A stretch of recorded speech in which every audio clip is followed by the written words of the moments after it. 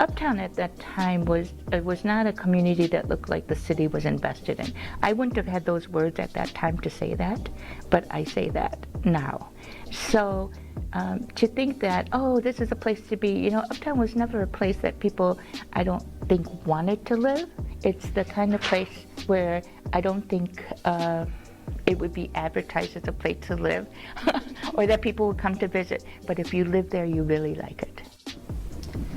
Marlene Nishimura has been a lifelong resident of Uptown for the past 64 years. Marlene's parents, Maria and John Nishimura, lived in Washington before being forcefully removed to the Japanese-American internment camps during World War II. After the war, her parents were released from the camp and resettled and planted their roots in Uptown. Looking back, Marlene described the Uptown she grew up in to be a place that was not being invested in and where most people would not want to live. There were not many parks or recreational spaces where children could play. Thus, she was often entertaining herself in small alleyways or inside her house. The community was very congested with huge apartment complexes housing on average about 60 units. As a child, Marlene was acutely aware of the existence of many Uptown residents who suffered with homelessness, mental health, and alcoholism. Going to school, on Argyle, I remember there were taverns. And the tavern doors were open, meaning that you have the waft of alcohol. So I remember saying, I used to run, hold my nose and just run down the street because it's early in the morning and you come home in the afternoon and it's there. Marlene characterized Uptown to be a very diverse community, not only in race, but also in the multitude of people struggling with their mental health. Due to the lack of mental health services in Chicago, the mental health problems many people coped with was extremely visible. Gentrification has fueled the push for removing the homeless from the community. This push from higher powers was a way of insinuating that homeless people were no longer welcome in Uptown. What used to be a dumping ground for the homeless and residents struggling with mental disorders is now considered an inconvenience to the government who displaced them in Uptown in the first place.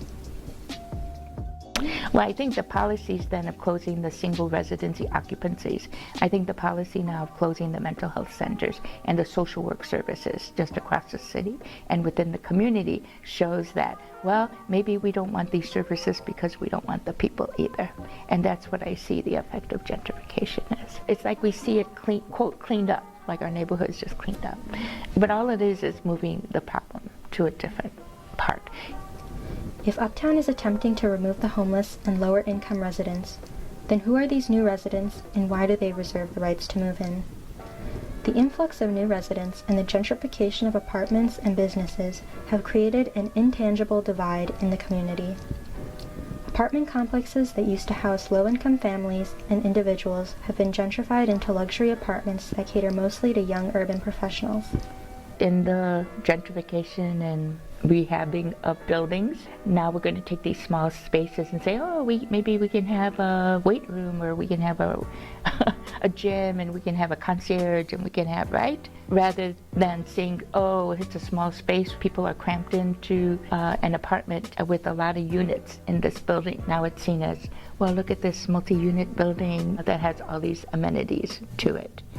This wave of new residents who are mostly unaware of the history of Uptown and the effects of gentrification on the previous residents and businesses brings up the question of what their intentions are in Uptown.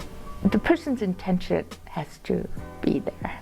Like what the intention is, well, I'm going to move in. I'm going to send my kids to private school if I have a family, or I have to move to a bigger place. I can live in this place for now, but then I plan on moving. I think that's a whole different person who may not get involved in the politics of it.